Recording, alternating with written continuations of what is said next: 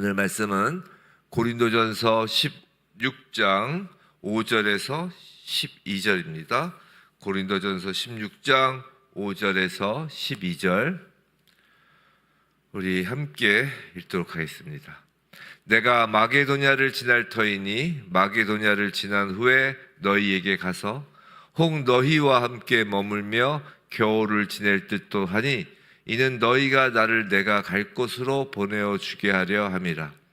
이제는 지나는 길에 너희 보기를 원하지 아니하노니 이는 만일 주께서 허락하시면 얼마 동안 너희와 함께 머물기를 바람이라.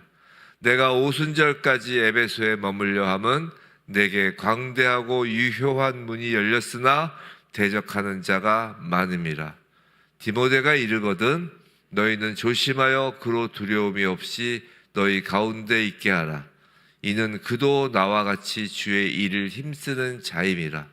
그러므로 누구든지 그를 멸시하지 말고 평안히 보내어 내게로 오게 하라. 나는 그가 형제들과 함께 오기를 기다리노라. 형제 아볼로에 대하여는 그에게 형제들과 함께 너희에게 가라고 내가 많이 권하였으되 지금은 갈 뜻이 전혀 없으나 기회가 있으면 가리라. 아멘. 이 아침에 정말 성령께서 조명하사 말씀을 깨닫는 은혜가 있기를 축원합니다. 오늘 영적 전쟁터를 떠나지 말자라는 이 제목으로 말씀을 전할 때 고린도전서 16장 5절로부터 12절 이 말씀 안에 담긴 그 지혜를 우리가 받아서 우리가 우리의 삶과 특별히 교회의 어떤 지침돌이 되었으면 하는 마음이 있습니다. 자, 오늘 본문은 이제 지난주 금요일 날에 이어서 이제 마지막 장, 고린도전서 마지막 장 16장의 이제 두 번째 문단입니다. 그래서 지난주 금요일 날은 이제 무엇을 봤죠? 헌금에 대한 문제를 다뤘어요. 그래서 헌금에 대한 문제를 1절부터 4절까지 해서 이제 다뤘고, 이제 오늘 본문에서는 이제 사도 바울의 고린도 교회 방문 계획하고 디모데를 이제 파송한다는 사실, 그리고 이제 아볼로의 근황 이런 것을 지금 소개하고 있습니다. 먼저 이제 5절부터 8절까지를 보면 이게 이제 바로 바울의 고린도 교회 방문 계획에 대한 말씀이에요. 그래서 5절에서 8절을 보면 자, 내가 마게도냐를 지날 터이니 마게도냐를 지난 후에 너희에게 가서 혹 너희와 함께 머물며 겨울을 지낼 듯도 하니 이는 너희가 나를 내가 갈 곳으로 보내어 주게 하려 함이라. 이제는 지나는 길에 너희 보기를 원하지 아니하노니 이는 만일 주께서 허락하시면 얼마 동안 너희와 함께 머물기를 바람이라.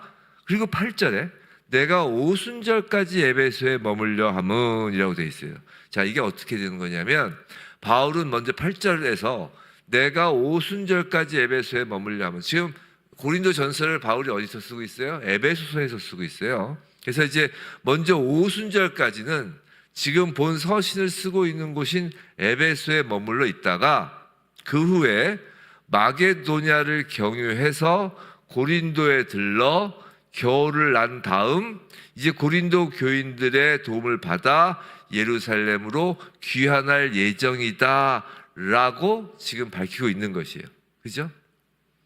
지금 에베소에 오순절까지 8절에 머물고 있다가 마게도냐를 지나서 이제 너희들한테 가서 거기서 겨울을 지내고 그 다음에 이제 너희 거기서부터 이제 다시 예루살렘으로 갈 것이다. 고린도 교인들의 도움을 받아 그 헌금을 가지고 이제 가는 거죠.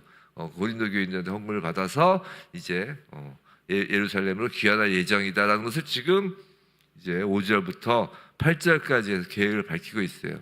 그런데 이 사도 바울의 여행 계획은 원래 그가 계획했던 계획하고는 좀 다른 것이었어요. 이제 얼마 안 있어서 이제 고린도 후서로 가겠죠. 이제 고린도 후서에 기록된 것에 따르면 사도 바울의 원래 계획은 에베소서에서 고린도로 먼저 딱 갔다가 거기서 이제 다시 마게도냐를 돌아본 후에 다시 고린도로 돌아와서 예루살렘으로 가려는 것이었어요. 그러니까 고린도 교회가 이렇게 거쳐가는 것이었단 말이에요. 원래 계획은. 그런데 이제 이런 여행 계획을 변경해서 마게도냐를 먼저 방문하고 고린도를 방문하기로 한 것입니다. 이게 이제 본문 7절 내용이죠. 지나는 길에 그냥 마게도냐로 가는 그 지나는 길에 방문하는 것이 아니라 고린도에 머물 수 있는 시간을 좀 더 확보하기 위해서 고린도를 나중에 이제 방문하기로 한 것이에요. 지금 사도 바울은 이렇게 계획을 변경한 이유가 고린도 교회에 많은 문제가 있음을 듣고, 이 고린도 교회는 그저 지나가는 길에 한번 쓱 스치면서 이렇게 지나가면서 스치면서 이렇게 들러야 될 정도가 아니라는 것을 알았다는 거예요. 그래서 그곳에서 고린도에서 겨울을 나면서 문제를 해결해야 되겠다라는 것이에요. 지금 사도 바울의 고린도 교회를 향한 그 사랑이 묻어나는 것입니다. 자, 그 다음으로 이제 사도 바울은 디모데의 파송 사실을 밝혀요. 그리고 이제 그에 대한 배려를 당부한 것입니다. 그게 이제 10절, 11절이에요. 10절, 11절 다시 한번 읽어보면, 디모데가 이르거든 너희는 조심하여 그로 두려움이 없이 너희 가운데 있게 하라. 이는 그도 나와 같이 주의 일을 힘쓰는 자임이라. 그러므로 누구든지 그를 멸시하지 말고 평안히 보내어 내게로 오게 하라. 나는 그가 형제들과 함께 오기를 기다리노라 라고 합니다. 자, 사도 바울은 지금 고린도 전서를 쓰면서 고린도 교회가 많은 문제들에 직면해 있는 것을 알고 있죠. 근데 당시 에베소에서의 어떤 정황상 지금 당장 그들에게 갈 형편은 아니었던 것이에요. 그러니까 오순절까지는 있어야 되는 것이죠, 자기가 볼 땐. 그래서 지금 사도 바울은 자신을 대신해서 디모데를 고린도 교회에 파송합니다. 근데 디모데는 비교적 젊고 경험이 적은 사역자인 거예요. 그래서 이제 사도 바울이 디모데를 보내면서 걱정과 우려가 있는 것입니다. 그 분쟁에 휘말려 있던 고린도 교회 교인들로부터 분쟁이 좀 휘말려 있잖아요. 지금 고린도전서 우리가 처음 시작하면서 본 게 뭐예요? 바울파, 아볼로파, 게바파, 이렇게 막 파가 나뉘어서 막 싸우고 있었잖아요. 그런 고린도 교회 교인들로부터 이 디모데가 냉대와 멸시를 당할 우려가 있었다는 것이에요. 우리가 잘 아시는 바와 같이 이제 디모데 전서라고 있죠. 요새 수요예배 때 이제 한영호 목사님께서 디모데 전서 하시는데, 이 디모데에게 나중에 후일 바울이 에베소 교회를 이제 맡깁니다. 그러면서 이제 편지를 쓰는데 그것이 이제 디모데 전서예요. 그 편지 내용 중에 일부를 보면 디모데전서 4장 12절에 이런 말씀이 있어요. 누구든지, 이제 디모데한테 하는 이야기죠. 편지로 누구든지 네 연소함을 업신여기지 못하게 하고 오직 말과 행실과 사랑과 믿음과 정절에 있어서 믿는 자에게 본이 되어라고 썼다고요. 즉 디모데에게 에베소 교회 담임 목사를 맡기면서, 요새 말로 하면 이제 후임 목사를 맡기면서 편지에서 디모데 너 자신도 사랑과 믿음과 정절의 본이 되는 사역자가 되라. 그렇게 해서 너가 나이가 어리다고 업신여기지 못하게 하라 라고 지금 권면하는 것이에요. 지금 고린도전서에서도 그렇고 디모데전서에서도 그렇고 사도 바울은 젊은 사역자인 디모데가 그 성도들로부터 업신여김이나 냉대나 멸시를 당할 그런 것을 걱정하는 거예요.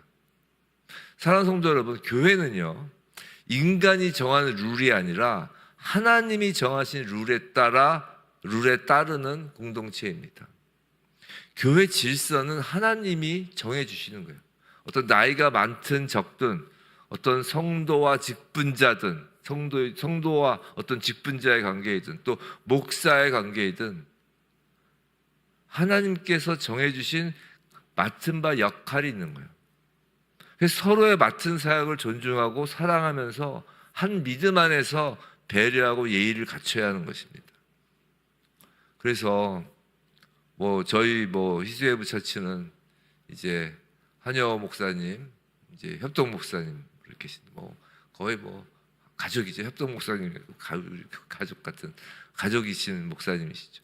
또 우리 또 전도사님 계시죠. 전도사님 계신데 또 우리 장로님들 권사님들 계신데 서로 존중하는 것이에요. 서로 사랑하면서. 그러니까 이제 전도사님 좀 젊죠. 이제 올해 목사 안수를 받으시는 걸로 아는데 그 이제 어저께 전도사였으니까 오늘은 목사니까 야, 너 언제부터 목사였다고 이러면 안 된다는 거예요. 목사 다 똑같은 목사고 나이가 많든 적든 서로를 존중하는 것입니다.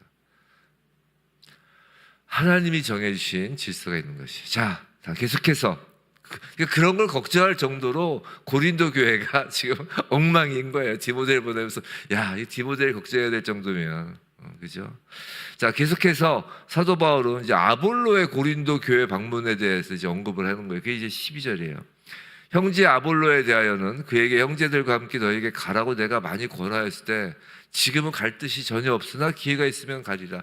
지금 사도 바울은 아볼로에게 야, 고린도에 가 그러는데 지금 아볼로가 갈 뜻이 없어 그의 요청을 거절하고 있다는 거예요. 지금 아볼로가 어디 있다는 거예요? 지금 에베소에 있는 거예요. 지금 고린도 교회 문제에 대해서 아까도 말씀드린 것처럼 고린도전서에서 기록된 첫 번째 문제가 교회 분열이었잖아요. 그런데 그 가장 큰 원인이 바울파, 아볼로파 등으로 교회가 나뉘어져 있었던 거잖아요. 자, 지금 아볼로는 에베소에 와 있는데 이런 거예요. 아볼로를 추종하는 그 고린도 교인들이 아볼로한테 막 오라고 요청을 하는 거예요. 아볼로파 사람들이. 지금 파가 나뉘어서 싸우니까 우리말로 하면 교회가 힘들어지면 제일 먼저 무슨 일이 일어나는지 아세요? 이 목사 저 목사하고 이게 원로 목사 시 목사 싸움이 시작되면 그 다음부터 갑자기 교회에서 안 보이던 사람이 막 늘어요. 교회 막 성장을 해요. 막. 왜냐하면 자기 파 사람들을 더 많게 하기 위해서 막 자기 친척들 막 해서 뭐 모르던 사람들까지 금전을 살포하면서 막 성도를 막 늘려요. 자기 파 사람을. 왜냐하면 나중에 총회했을 때 투표할 때 자기 표가 많이 나오게. 그거 아주 웃기죠. 지금 그런 거예요. 지금 비슷한 거예요. 그러니까 지금 아볼로파 사람들이 우리 자기네들의 파가 약해지니까 지금 아볼로 막 오라고 하는 것이에요. 근데 아볼로가 그리고 바울도 야 가라 그런 거예요. 가라. 근데 그 아볼로가 오히려 그 파당 경쟁에 휘말리지 않으려고 거절하는 거예요. 거절하는 거. 잘 생각해 보세요. 소위 바울파 지금 바울이 이 고린도전서 쓰고 있잖아요. 바울파가 아볼로가 가면 이제 아볼로파가 막 기세등등 할 거죠. 고린도 교회는. 즉 이제 아볼로를 보내면 고린도 교회 그 바울파가 위축될 것을 알고도 사도 바울은 아볼로를 가라고 그러는 거예요. 보내려고. 그런데 또 아볼로는 자기가 가면 자기를 지지하는 층들이 막 환호할 걸 알면서도 또 안 가요. 거절해요. 무슨 말이냐면 사도 바울이나 아볼로나 모두 자신의 이익이나 어떤 인간적인 유분리를 따져가면서 그런 명예 같은 걸 따져가면서 사역하는 사역자들이 아니라는 거예요. 그렇잖아요. 사도 바울 만약에 아볼로파가 막 고린도 교회에서 아볼로 오라고 했을 때 사도 바울이 야, 저 고린도 교회는 내 교회인데 내가 개척한 교회인데 이것들 봐라 아볼로를 추종해. 그런 마음이 조금이라도 있으면 아볼로가 가려고 하는 걸 붙잡죠. 오히려 야, 너 가지 마. 내가 갈 거야. 그러잖아. 근데 지금 사도 바울은 오히려 자기가 오순절까지 쟤는 난 못 가. 그리고 아볼로 보고 가라고 하는 거 아니에요. 자기의 이익이나 명예가 아무런 눈앞에 보이지 않는 것입니다. 교회가 자기 거가 아닌 거예요. 사도 바울이나 아볼로나 살면서 사실 사역자로서 이런 동역자들과 함께 하나님 나라 일을 한다는 것은 정말 기쁘고 축복된 것이 아닐 수 없습니다. 교회가 제일 힘들어지는 과정 중에 제일 첫 번째 그 동기가 담임 목사가 교회가 자기 건 줄 알면 교회가 힘들어지는 거예요. 그나마 담임 목사가 하고 있을 때 괜찮은데 이제 원로 목사가 되면서 이제 교회가 자기 거라고 생각하고 이제 자기 지분 찾아가려고 하면 그때부터 교회가 분열되기 시작하는 것입니다. 교회는 사람의 것이 아니죠. 자, 이런 사도 바울이 고린도 교회 오순절까지 머물러서 에베소에서 머물면서 못 간다는 이야기, 또 고린도에 가려는 그 계획이 이전 계획과는 변경돼서 고린도에서 오래 머물겠다는 그 계획 이야기, 또 디모데를 보내는 그 이유, 또 아볼로의 어떤 이런 아볼로한테 가라고 했는데 아볼로가 안 간다고 한다. 야 어쩌냐 이런 이야기, 이게 다 뭐냐면 지금 현재 사도 바울이 처해 있는 에베소의 상황에 의한 거란 말이에요. 그것을 이제 9절 이렇게 표현하는 거예요. 9절 우리 함께 다시 한번 읽어볼까요? 시작. 내게 광대하고 유효한 문이 열렸으나 대적하는 자가 많음이라. 이게 지금 사도 바울이 지금 앞에서 이야기한 자신의 계획, 디모데를 보내는 것, 아볼로에 지금 가는 문제, 그 모든 것을 뒷받침하는 배경인 거예요. 이 바울의 에베소에서의 사역입니다. 바울의 에베소에서의 사역은 요새 우리가 매일 성경 읽기 사도행전하고 있죠. 이 사도행전 19장에 나와 있어요. 사실 처음 사도 바울의 에베소에서의 시작은 미약했습니다. 사도행전 19장 7절을 보시면 12명으로 시작했다고 나와요.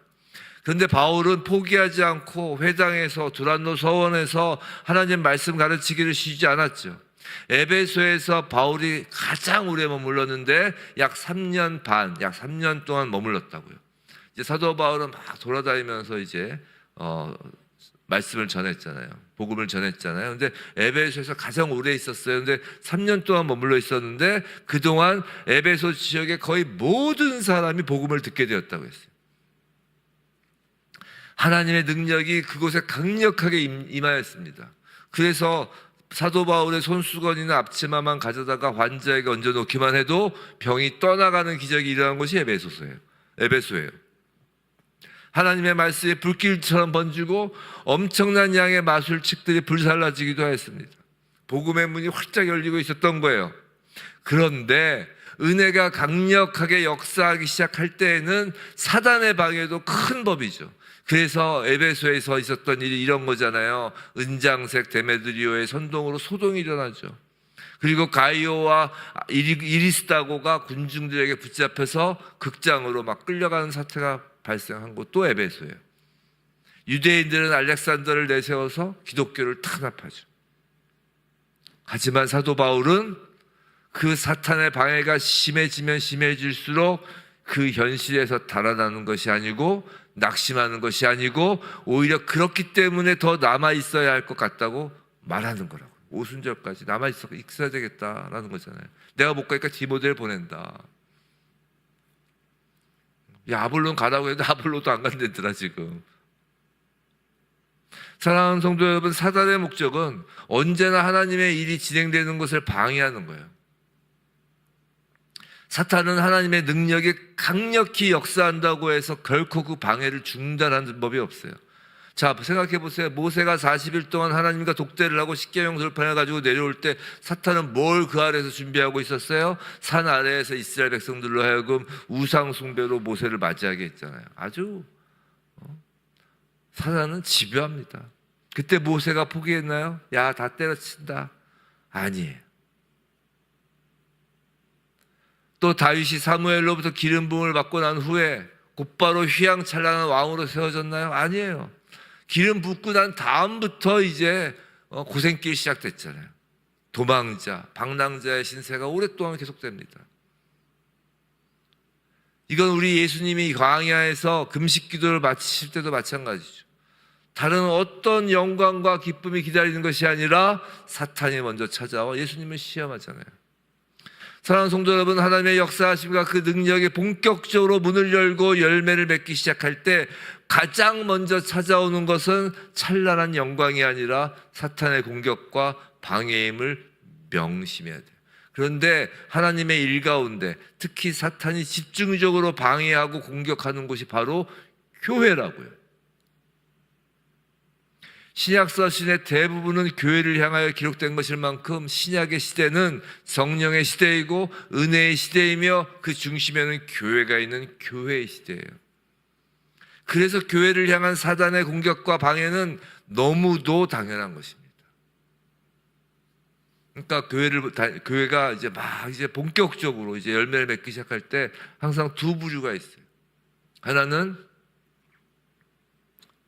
뭔가 내가 열심히 교회에 이제 열매 맺기 하는데 헌신하려고 할 때 그 사람이 다치거나 그 사람을 공격하는 사단의 공격이 있고, 또 한 부류는 본인이 사단의 이제 손과 발이 되어 이제 그 열매 맺는 것을 공격하고 방해하는 게 있죠.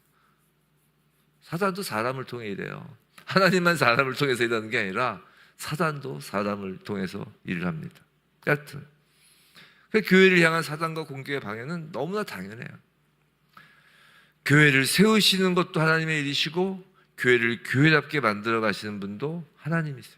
하나님이 교회를 통해 일하시기 시작할 때, 즉 교회, 성도를 통해 일하시기 시작할 때 그때 사탄이 또 공격을 합니다.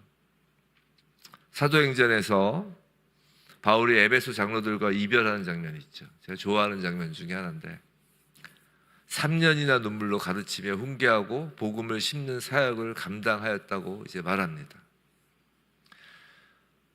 3년이나 눈물로 가르치고 훈계했다는 것이죠. 복음을 심었다는 것이죠. 사도 바울은 사탄의 어떠한 공격에도 포기하지 않았던 거예요. 교회는요, 가장 치열한 영적 전쟁터 같아요. 사탄의 공격이 거세면 거세질수록 그렇게 생각하셔야 돼요. 야, 이게 뭐가 어떡하지? 문제가 있는 거 아니야가 아니라 이제 곧 교회를 통한 복음의 문이 활짝 열릴 것이구나. 사단의 공격은 오히려 그 복음의 문이 활짝 열릴 것이라는, 교회의 열매가 맺히기 시작할 거라는 사인, 징조와 같다니까요.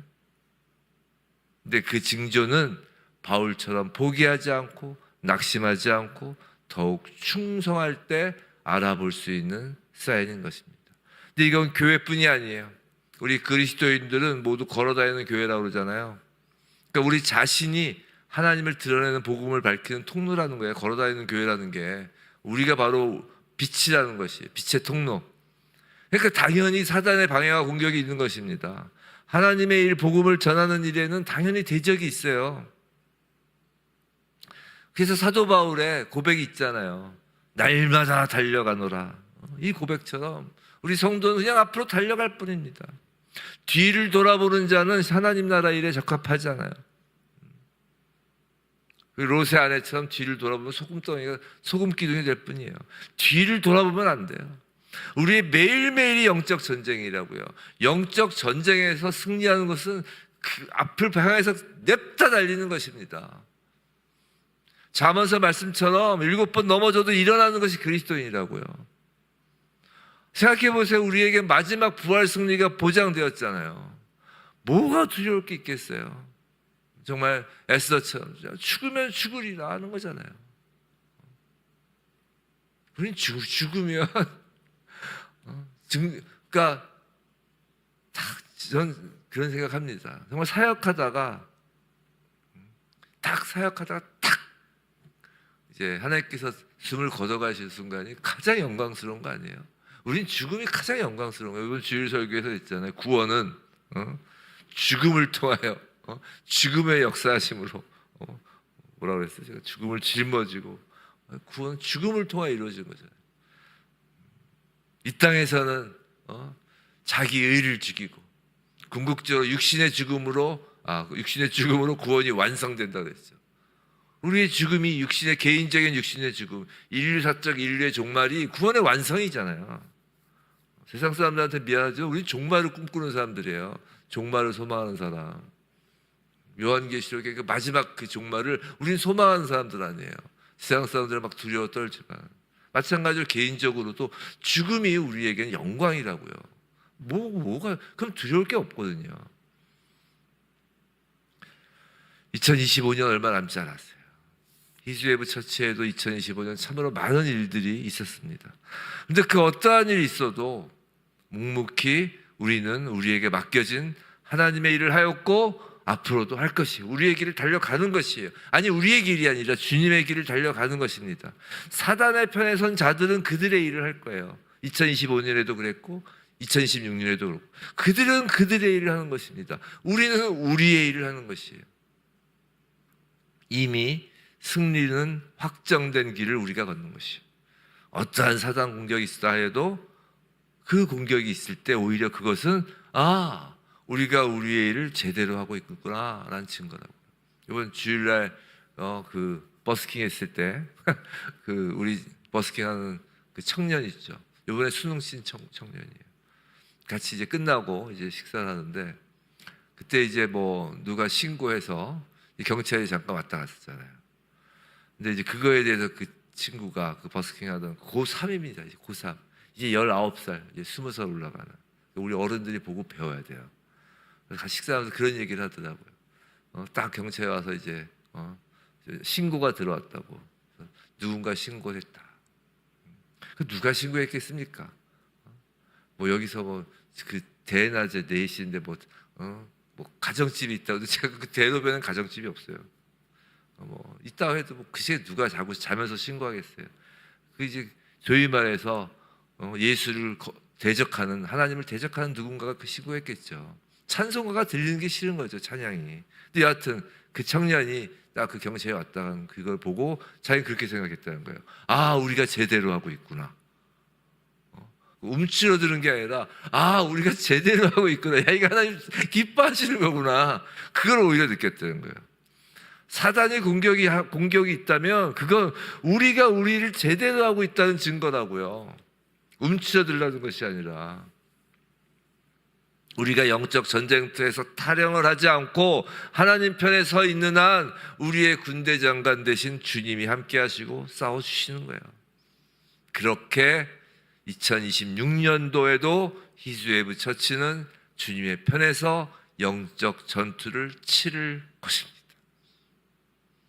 부디 우리 모두 언제나 도사리는 그 사단의 공격에 정말 두려워 말고 낙심치 말고 뒤로 물러서지 말고 하늘로부터 부어주시는 그 능력으로 담대하게 2025년도 남은 날들과 2026년도의 날들과 또 우리에게 허락된 이 땅에서의 시간들을 주님 편에서 주님의 일을 감당하며 전진하는 히즈웨이브 처치 주의 군사된 성도이길 주님의 이름으로 축원합니다.